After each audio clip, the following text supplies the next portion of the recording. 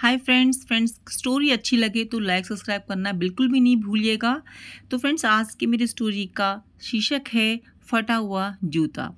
यह कहानी जब शुरू होती है जब मैं घर से गुस्से में बड़बड़ाते हुए निकल आया था और स्टेशन की तरफ आगे बढ़ने लगा। मैं मन ही मन कुछ बोल रहा था, पता नहीं कितने पैसे छुपा के रखे हैं लेकिन मेरे लिए एक स्कूटी नहीं ले सकते। अब मैं यहाँ से जाऊँगा और जब तक वापस नहीं आऊँगा जब तक मैं खुद के पैसों से स्कूटी नहीं खरीद लेता। इतना सोच ही रहा था तभी मेरे पैर में मुझे ना कुछ चुभने का एहसास हुआ। नीचे देखा तो समझ आया कि जल्दबाजी में मैं तो पापा के जूते ही पहन आया हूँ। उन जूतों में कील उभरी हुई थी जो मेरे पैर में बार बार लग रही थी, लेकिन उस समय गुस्सा इतना अधिक था तो मैं बड़बड़ाते हुए आगे बढ़ गया। यह कह मुझे याद है कि मैं तो पापा का पर्स भी साथ में ले आया। तभी मेरे दिमाग में ना एक ख्याल आया, क्यों ना आज पापा का पर्स चेक किया जाए, जिसे आज तक उन्होंने किसी को हाथ तक नहीं लगाने दिया था। पता नहीं कौन सा खजाना छुपा है इस पर्स में जो किसी को हाथ भी नहीं लगाने देते थे। जब मैंने पापा का वह फटा सा पर्स खोलकर देखा ना तो उसमें पैसे तो थे ही नहीं, पैसे तो मिले ही नहीं मुझे, लेकिन पैसों की जगह पर एक डायरी रखी हुई थी। तब मैंने सोचा यहाँ खजाना तो है ही। वहाँ पर उन पैसों का हिसाब लिखा हुआ था जो अलग अलग कामों के लिए अलग अलग लोगों से उधार लिए गए थे। उस लिस्ट में कंप्यूटर के नाम पर भी पैसे लिए गए थे। कुछ यूँ लिखा था, 40,000 बेटे के कंप्यूटर के लिए। यह वही कंप्यूटर था जिसे मैं आज तक इस्तेमाल कर रहा हूँ, यूज़ कर रहा हूँ। लेकिन मुझे यह पता नहीं था उस कंप्यूटर को खरीदने के लिए पैसे कहाँ से आए थे। लेकिन आज पता चल रहा है मुझे, आज भी याद है जब मैंने पहली बार फ़ोन के लिए जिद की थी तो मेरे पापा ने मुझे 3 हफ्ते बाद मेरे बर्थडे पर लाकर दिया था, जिसे देखकर मैं बहुत खुश हुआ था। और मुझे खुश देखकर मुझसे कहीं ज़्यादा अगर कोई खुश था तो वह मेरे पापा थे। आज अब मेरे चेहरे से गुस्सा एकदम गायब हो चुका था। जब मैंने आगे का पन्ना पलटा तो वहाँ पर कुछ विशेज़ लिखी हुई थी। पहली जो विश थी उसमें जो लिखा हुआ था, अच्छे जूते पहनना। यह बात मेरी कुछ समझ नहीं आई थी। तभी मेरा पाँव अचानक सड़क पर भरे हुए पानी पर जा पड़ा और तभी मेरे पाँव में कुछ गीलापन महसूस होने लगा। एहसास हुआ जब मैंने जूता उतार कर देखा तो उसका तला टूटा हुआ था। यह देखकर मुझे डायरी में लिखी बात याद आ गई। तभी मुझे माँ पापा की कई बातें भी याद आ रही थीं कि कैसे माँ जब कहा करती थी कि पापा से अब तो जूते पुराने हो गए हैं, नए ले लीजिए, तो पापा अक्सर यह कहकर टाल दिया करते थे कि जूते अभी और चलेंगे, अभी कुछ दिन पहले ही तो लिए थे। मुझे आज समझ आ रहा था कि कितने दिन और चलेंगे।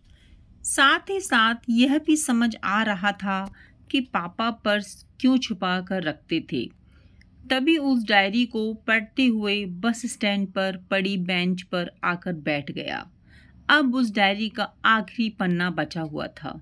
उस पन्ने को जब मैंने पलटकर देखा तो वहाँ कल की डेट लिखी हुई थी। तारीख के नीचे लिखा हुआ था 60,000 रुपये स्कूटी के लिए। बस इतना पढ़ा और दिमाग मेरा सुन्न हो गया। अब मेरे मन में कोई शिकवा, कोई गिला नहीं बचा था। बस मेरी आंखों से आंसू चले जा रहे थे। मुझे आज तक नहीं पता तब मैं क्यों रोया जा रहा था। अब मैं जल्दी से घर की तरफ भाग, लेकिन जूतों की वह कील पाँव में अब तक घाव बना चुकी थी। मैंने जूतों को रास्ते में ही निकालकर फेंक दिया और भागते लड़खड़ाते हुए घर जा पहुंचा। लेकिन पापा घर पर नहीं थे। मैं समझ गया वह कहाँ थे। मैं सीधा पास वाली एजेंसी की तरफ भागा। पता नहीं आज कहाँ से इतनी ताकत आ गई थी कि मैं भागते हुए थक ही नहीं रहा था, और वह भी बिना जूतों के, नंगे पैर। जैसे तैसे मैं एजेंसी पहुंचा। पापा वहीं थे। मैंने पापा को दौड़कर गले लगा लिया और मेरी आंखों से आंसू रुकने का नाम भी नहीं ले रहे थे। पापा समझ नहीं पा रहे थे। आखिर हो क्या रहा है? मैं क्यों रो रहा हूँ? मैंने पापा से कहा, पापा मुझे स्कूटी नहीं चाहिए, आप अपने लिए जूते ले लीजिए। आज से मैं जो भी करूँगा अपनी मेहनत से अपने बलबूते पर पढ़ लिख कर करूँगा। हम अक्सर देखते हैं कि हम अपनी माँ से हर बात शेयर करते हैं और माँ भी इसके बदले हमें बहुत सारा प्यार देती है, ढेर सारा प्यार देती है। लेकिन एक शख्स ऐसा भी होता है हमारी फैमिली में, हमारे परिवार में, जो हमें छुपकर प्यार करता है। वह होते हैं हमारे पिता, हमारे फादर। यह परिवार में एकमात्र ऐसे व्यक्ति होते हैं जो कि अपने बच्चों को ना बिना जताए छिपकर प्यार करते हैं और खुद की इच्छाओं को मारकर बच्चों के लिए सपने देखते हैं और उनकी खुशी में ही खुश हो जाते हैं।